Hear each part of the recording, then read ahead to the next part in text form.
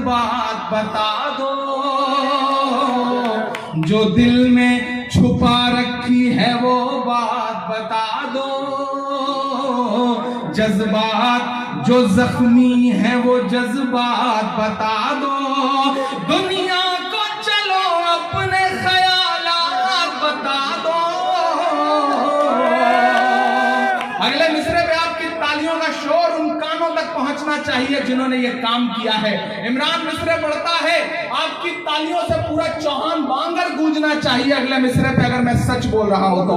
जो दिल में छुपा रखी है वो बात बता दो, जज्बात जो जख्मी है वो जज्बात बता दो, दुनिया को चलो अपने ख्यालात बता दो, मरकज के गुनहगारों की औकात बता दो, मरकज के गुनहगारों की औकात बता दो, जज्बात जो जख्मी है वो जज्बात बता दो, जो दिल में छुपा रखी है वो बात बता दो, दुनिया को चलो अपने ख्यालात बता दो, मरकज के गुनहगारों की औकात बता दो, मरकज के गुनहगारों की औकात बता दो। चौहान बांगर वालों, मैं और भी कई तकरीरें सुन रहा था, जावेद भाई, मदीन साहब, मैं सुन रहा था कि हमारे कुछ काबिल दोस्त यहाँ खड़े होकर के सवाल पूछ रहे थे कि जब दिल्ली जल रही थी तो राहुल गांधी कहाँ थे, जब दिल्ली जल रही थी तो प्रियंका गांधी कहाँ थी।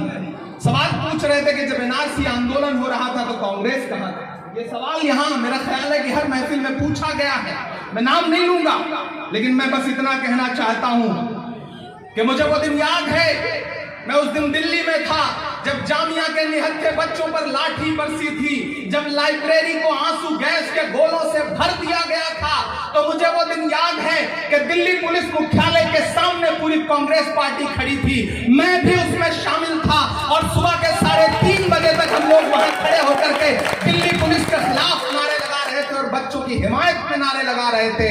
और आज मैं इसलिए भी यहाँ आया हूँ कि उस महफिल में चौधरी मदीन साहब भी थे, मैं उस कर्ज को अदा करने के लिए यहाँ आया हूँ। मैंने मेरी आंखों ने देखा था चौधरी मदीन साहब वहां खड़े थे। जो लोग ये पूछ रहे हैं कि कांग्रेस कहाँ थी, मैं उन्हें बताना चाहता हूं कि अगर आप ये पूछ रहे हैं कि कांग्रेस कहाँ थी तो सुनिए, जब उत्तर प्रदेश में 21 नौजवानों के सीनों पे सीधे गोलियां मरवाई उत्तर प्रदेश की पुलिस ने सीएनआरसी आंदोलन के दौरान, तो उस दूसरी सुबह जो थी बिजनौर के अनस और सुलेमान नाम के 2 नौजवान बेटे जब शहीद हुए, शहीद 21 हुए पूरे उत्तर प्रदेश में, तो सबसे पहले बिजनौर के उन 2 शहीद बेटे अनस और सुलेमान की मां के आंसू पोंछने के लिए अपने घर से कौन वहां पहुंचा था जानते हो? सिर्फ और सिर्फ प्रियंका गांधी पहुंची। मैं चश्मदीद रहा हूं, मैं गवाह रहा हूं, मैं बेबुनियाद कोई बात नहीं कर रहा हूं, मैं गवाह रहा हूं, इसलिए मैं आपसे कह रहा हूं कि कांग्रेस कहां थी। जो मेरे काबिल दोस्त यहां खड़े होकर के ये पूछ रहे थे कि उस दौरान कांग्रेस कहां थी, मैं उनसे कहना चाहता हूं कि अगर आप पूछना चाहते हैं कि एनआरसी आंदोलन के दौरान कांग्रेस कहां थी, तो उठा करके वीडियो देख लीजिए कि एनआरसी आंदोलन के खिलाफ राजघाट पर सबसे पहले पूरी कांग्रेस पार्टी बैठी थी। 3 डिग्री टेम्परेचर था, मैं मौजूद था। बीमारी की हालत में सोनिया गांधी जी बैठी थी, राहुल गांधी बैठे थे, प्रियंका गांधी बैठी थी, डॉक्टर मनमोहन सिंह साहब बैठे थे, मरहूम अहमद पटेल साहब बैठे थे, मैं मौजूद था। पूरा दिन कांग्रेस पार्टी वहां धरना देती रही। आप पूछते हैं कि कांग्रेस कहां थी, मैं बता रहा हूं कि कांग्रेस कहां थी। मैं बता रहा हूं कि जब दिल्ली जल रही थी, दिल्ली में दंगे हो रहे थे, तो सबसे पहले हिम्मत किसने दिखाई थी अपने घर से निकलने के लिए? मैं बता रहा हूं आपको कि चांदबाग की फारूकिया मस्जिद चाहे या फिर चाहे ब्रिजपुरी का अरुण पब्लिक स्कूल हो, जली हुई राखों पर खड़े होकर के इंसानियत तलाशने का सबसे पहले किसी ने काम किया तो उस शख्स का नाम राहुल गांधी है। मैं गवाह हूं, मैं बता रहा हूं कांग्रेस कहां थी। कांग्रेस वहां मौजूद थी। लेकिन आज मैं पार्टी के दायरे से अलग हट के आपसे एक बात कहना चाहता हूं। आपने झोली भर भर के वोट दिया, लेकिन आप मुझे बताओ कि मैं उस मौजूदा हुकूमत में मौजूद जो दिल्ली में पार्टी है, मैं उनसे पूछना चाहता हूं कि जब एनआरसी का आंदोलन हो रहा था तो आपके बड़े नेता कहां थे? मुझे बताइए। आप शाहीन बाग गए हो तो बताइए। आप हिंदुस्तान के किसी शहर में किसी भी आंदोलन में शामिल होने गए हो तो बताइए। मैं चीख करके बता रहा हूं कि मैं हिंदुस्तान के 63 से ज्यादा शहरों में आंदोलन में शामिल होने के लिए गया हूं। मैंने गलियों गलियों की खाक छानी है। मैं शाहीन बाग से लेके केरल से लेके मैं खड़ा था पटना के सब्जी बाग में, मैं गया था टोंक के राजस्थान के मोती बाग में, मैं गया था गया शहर के सब्जी बाग में, मैं गया था अररिया में, मैं गया था पश्चिम बंगाल में, मैं गया था महाराष्ट्र में। मैं उस बुनियाद पे खड़े होकर के आपसे पूछना चाहता हूं कि जब दिल्ली जल रही थी तो आपके साथ कंधे से कंधा मिलाकर के चौधरी मतीन खड़े थे या नहीं खड़े थे? मुझे बताइए। खड़े थे ना? खड़े थे। लॉकडाउन के दौरान जब आपका मौजूदा विधायक टिकटॉक के वीडियो बना रहा था, उस वक्त कौन खड़ा था आपके साथ? चौधरी मतीन खड़े थे या नहीं खड़े थे? खड़े थे ना?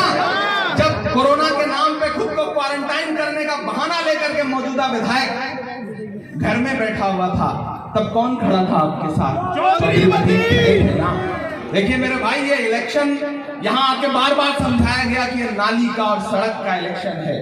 नहीं, ये इलेक्शन नाली और सड़क का इलेक्शन नहीं है।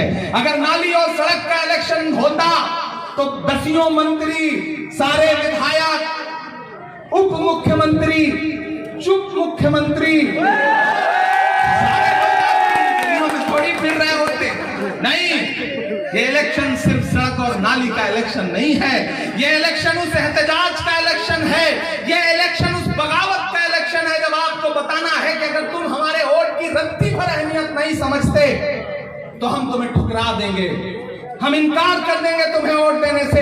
हाँ, मैं यहाँ खड़ा होकर कह रहा हूँ कि इस एक सीट से दिल्ली की सरकार बनेगी और बिगड़ेगी नहीं, लेकिन यह भी सच है कि अगर आपने चौधरी जुबैर को जिता दिया तो इंशाअल्लाह दिल्ली की हुकूमत औकात में जरूर आ जाएगी। इलेक्शन है ये, इलेक्शन सिर्फ सड़क और नाली का इलेक्शन नहीं है। एक फिल्म आई थी मकबूल मरहूम इरफान की, उसमें उनका एक डायलॉग है कि आग को पानी का डर बना रहना चाहिए। इसको घर लेके जाइएगा, जो मैं कह रहा हूं, आग को पानी का डर बना रहना चाहिए, बरकरार रहना चाहिए वो डर।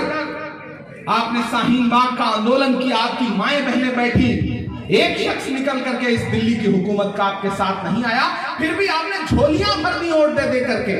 मैं कसूरवार मैं भी हूं, मैं नहीं आया था उस इलेक्शन में कैंपेन करने के लिए कांग्रेस पार्टी के लिए, क्योंकि उस वक्त मैं हिंदुस्तान के अलग अलग शहरों में घूम रहा था और मैंने भी ये सोचा कि चलो भाजपा हार रही है, हार जाए, लेकिन क्या हम भाजपा को इस शर्त पे हराना चाहेंगे कि हमारे मसले पर कहीं कोई खड़ा हुआ नजर ना आए? मैं उन्हें ये नहीं कहूंगा कि वो छोटा रिचार्ज है, मैं उन्हें ये नहीं कहूंगा कि वो गुप्त सहयोगी हैं, लेकिन अभी मैं मलेरकोटला होकर के आया हूं। पंजाबी इंसान कितना समझदार है, सरदार कितना समझदार है, उसने भाजपा को सुपड़ा साफ किया। भाजपा के पूर्व सहयोगी शिरोमणि अकाली दल का सुपड़ा साफ किया और भाजपा के गुप्त सहयोगी आम आदमी पार्टी का भी सुपड़ा साफ किया। ये सरदारों ने किया। तो आप भी तो ज़हीन कौम हैं। इस एक इलेक्शन से मैसेज दीजिए। यहां खड़े होकर के ये कहा जा रहा है कि अगर आप जिता दोगे तो ये डेवलपमेंट किया जाएगा, वो डेवलपमेंट किया जाएगा। हमें भी पता है 9 महीने में आप क्या डेवलपमेंट कर दोगे, और उनको तो इस इलाके ने 5 साल झेला है। उन्होंने क्या तीर मारा है ये तो आप जानते हैं। मैं उन पर व्यक्तिगत नहीं होना चाहता, लेकिन मैं आपसे ये कहना चाह रहा हूं कि मेरे भाई, आज जो यहाँ पे कहा जा रहा है कि बिजली फ्री, पानी फ्री, कुछ दिन में वे ये भी कहना शुरू कर देंगे कि हम हवा फ्री दे रहे हैं, इस बात का एहसान मानो, ये भी कहना शुरू कर देंगे वो। इसलिए मेरे भाई, ये इलेक्शन उस बगावत का इलेक्शन है जब हमारी नई नस्लें 28 तारीख को ईवीएम पे बटन जब दबाएंगी तो ये सोच के दबाएंगी कि नहीं, तुम हमारी नस्लों के साथ नहीं खड़े हुए, तुम दंगे में हमारे जलते हुए घरों के साथ नहीं खड़े हुए, तो हम तुम्हारे साथ नहीं खड़े हैं। और मैं वादा करता हूं कि अगर आपने ये संदेशा दे दिया तो इंशाअल्लाह